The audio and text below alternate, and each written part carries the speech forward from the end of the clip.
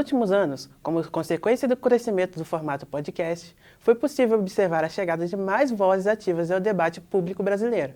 Isso resultou também numa mudança dos canais informativos. Com a digitalização dos meios de comunicação, essa mudança fez com que o jornalismo não ocupasse mais o mesmo espaço de poder e influência que tinha. E quem fala mais pra gente sobre isso é o nosso repórter Paulo Totti.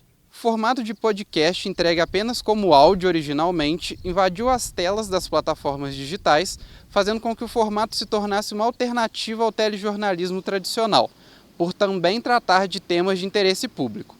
Porém, muitas vezes, programas desse formato não são feitos por jornalistas profissionais e, por isso, não possuem a credibilidade jornalística.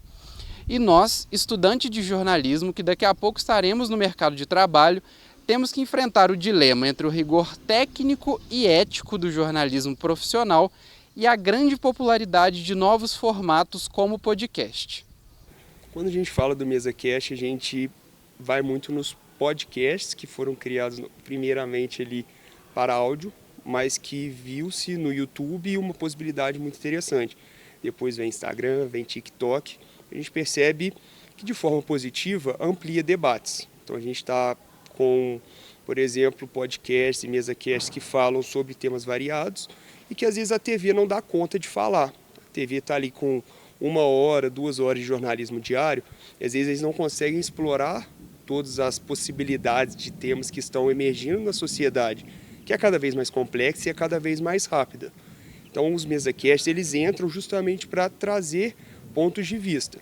E aí é interessante a gente ter uma percepção um pouco problemática no sentido de que, por um lado, amplia-se o debate, logo tem mais pessoas falando.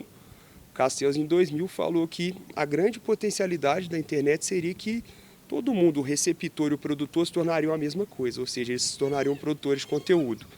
Só que quando esses conteúdos passam a ser produzidos por muitas pessoas, a gente tem como possibilidade narrativas outras surgindo, e o fator negativo é menor compromisso com a informação, logo desinformação aumenta, logo fake news aumenta, porque eu posso estar em um MesaCast como um convidado e eu posso falar sobre algo absurdo. E esse absurdo foi falado, ele vai ser recortado, ele vai circular no TikTok se ele viraliza. Se ele viraliza, são milhões, milhares de pessoas assistindo algo que é mentira. O jornalismo, em contrapartida, tem esse compromisso, esse pé fincado na informação. Então, antes do jornalismo divulgar algo, foi checado, foi apurado, foi rechecado. E o MesaCast não, eu estou opinando sobre algo. Então eu posso ser um especialista, mas também eu posso ser somente um convidado, que viralizei com algum vídeo e aí eu sou o convidado para falar sobre algo que eu domino ou não.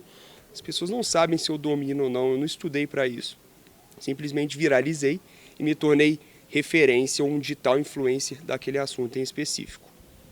Como consequência dessas mudanças, a produção de notícias se tornou mais difusa.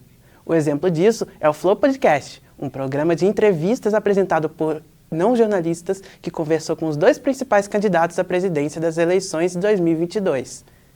O canal foi fonte de informações para milhões de eleitores que acompanharam a conversa às vésperas do pleito. Mesmo fora do jornalismo, temas de interesse público foram abordados, mas sem o mesmo rigor técnico e ético.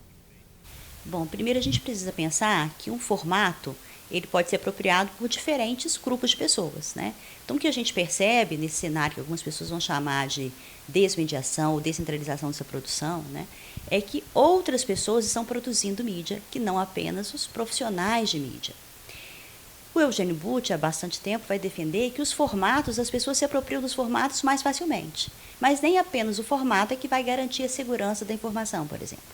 Então, a gente tem nesse processo uma apropriação dos formatos que são característicos do jornalismo. Se a gente for pensar o MesaCast, nada mais é do que um formato de um debate em televisão ou de um debate em rádio, que ele é fundido numa nova mídia digital e ganha um nome bonitinho, MesaCast, para ressignificar o que já era feito.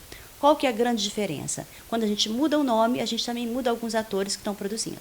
Então, você tem MesaCasts que são feitos por jornalistas profissionais e MesaCasts que são feitos por pessoas do campo do entretenimento. Esse é o grande chamariz. E esse é um aspecto que a gente precisa pensar. É claro que é lícito todo mundo comunicar e todo mundo produzir. A questão é, a pessoa que está assistindo tem o conhecimento, a educação midiática para conseguir diferenciar que aquele material ali não é aquele material que tem as mesmas marcas do jornalismo, da checagem e tal, da onde são as raízes do MesaCast? Ou não, ela consegue diferenciar isso. Então, eu acho que pode ser muito potente, por um lado, no sentido que leva a gente a repensar mesmo as práticas do jornalismo, mas pode ser muito arriscado se a pessoa que está assistindo não tem esse filtro de saber reconhecer as potencialidades e as coisas que não são promessas do MesaCast. Não são as mesmas promessas, por exemplo, de um debate jornalístico, embora as raízes sejam muito parecidas.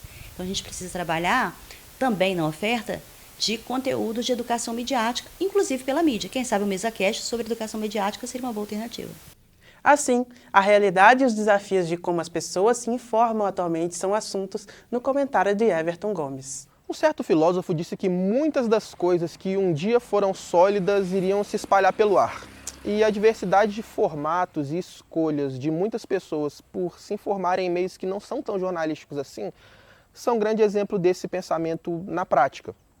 Então, com essas novas escolhas das pessoas por meios e formatos de se buscar pela informação, será que a gente não pode pensar, será que esses formatos estabelecidos de jornalismo eles têm a mesma capacidade de inspirar a confiança no grande público? E será que as escolhas alternativas das pessoas a esse jornalismo hegemônico, elas não representam de certa forma um questionamento à própria estrutura e à confiabilidade desse jornalismo? Para nós, estudantes de jornalismo e comunicação, fica a missão de se manter inspirado pelos princípios e pela ética do jornalismo hegemônico, mas também de pensar uma nova forma de jornalismo que dialogue com a realidade das pessoas que deixaram de se enxergar refletidas na tela das televisões.